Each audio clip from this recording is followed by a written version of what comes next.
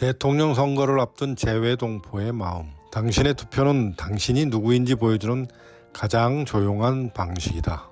누가 한 말인지 출처는 분명하지 않지만 선거 때가 되면 자주 등장하는 문구입니다. 대한민국의 제21대 대통령을 뽑는 선거가 다가오고 있습니다. 한국에선 6월 3일이 D-Day지만 재외동포 유권자는 5월 20일부터 25일까지 6일간 투표합니다.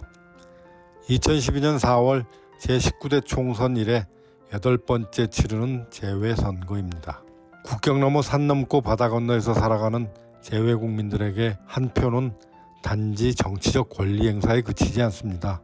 조국과 이어져 있다는 실체적인 느낌이고 그 연결을 증거하는 하나의 방식이지요. 어느 때보다 복잡한 국제 정세 속에서 750만에 달한다는 재외동포는 선거권이 있건 없건 저마다의 자리에서 이번 선거를 예의주시하고 있습니다.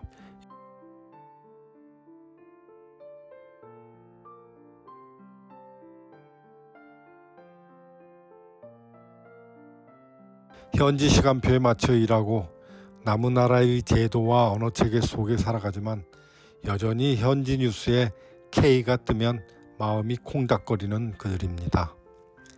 한국 사회는 국내 여론과 정서를 중심으로 움직이지만 국경 밖 재외동포 사회의 민심도 무시할 수는 없을 것입니다. 중앙선거관리위원회의 최종 집계에 따르면 이번 대선의 재외동포 등록 유권자는 25만 8,254명입니다. 재외동포가 참여한 앞선 3차례의 대선 투표율이 평균 73%였으니 이를 그대로 적용하면 대략 18만 8,500여 표가 해외에 있는 셈입니다. 결코 적지 않은 숫자이지만 재외동포 사회의 민심이 거기에 다 담겨 있다고 할 수는 없겠지요.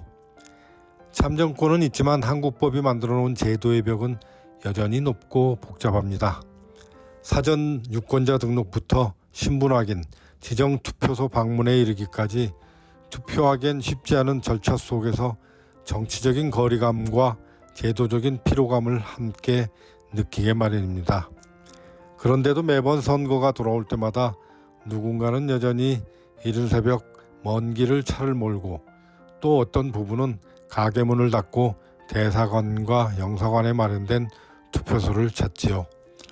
현지 시민권자에서 투표권이 없는 이웃동포는 그런 모습을 보며 남의 나라에 와서 살면서 왜 그리 지극정성으로 한국 선거를 챙기느냐고 핀잔을 줍니다.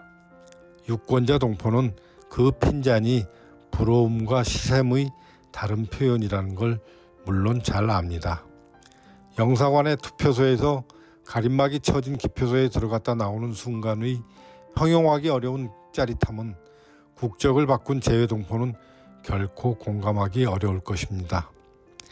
재외유권자의 한 표에는 동포사회의 복수국적 문제, 2세 자녀의 병역 의무, 국적 유지 조건 등 고국의 법과 정책에 현실적으로 변화를 줄 수 있다는 소박한 바람에서부터 여전한 대한민국 국민이라는 정체성의 확인에 이르기까지 포괄적인 의미가 담겨 있습니다.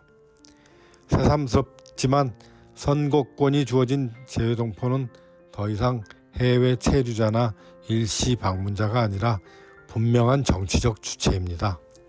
아쉽다면 여전히 한국에서는 그 같은 존재감이 잉여 투표 그 이상으로 다뤄지지는 않는다는 점입니다. 정작 실질적인 정책 협의나 참여기회, 입법 절차에서 재외동포의 의견은 전혀 반영되지 않는 게 현실입니다. 갈수록 재외선거 참여율이 낮아지는 것도 물리적으로 제한된 투표 방식의 문제와 더불어 그 같은 이유 탓이 큽니다. 그래도 누군가는 여전히 투표소를 향합니다. 그 한 표는 나라 밖에 있는 국민을 잊지 않고 주어진 권리에 대한 책임과 의무이지만 다시 돌아가 살 날을 위한 스스로의 다짐일지도 모릅니다. 무엇보다 테크놀로지의 발달에 따라 불가피하게 이어진 세계 속에서 대한민국은 더 이상 한반도에만 존재하지 않기에 선거 참여 또한 당연한 주인의식의 발로일 것입니다. 로스앤젤레스의 햇살 속에서 일하는 청년도, 베를린의 밤을 걷는 유학생도, 하노이의 커피숍 주인도 모두 대한민국의 이름을 어깨에 짊어지고 살아가고 있습니다. 제21대 대선은 그런 이들에게 조용히 묻습니다.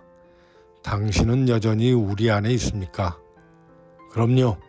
나는 여전히 대한민국 국민입니다. 언제나.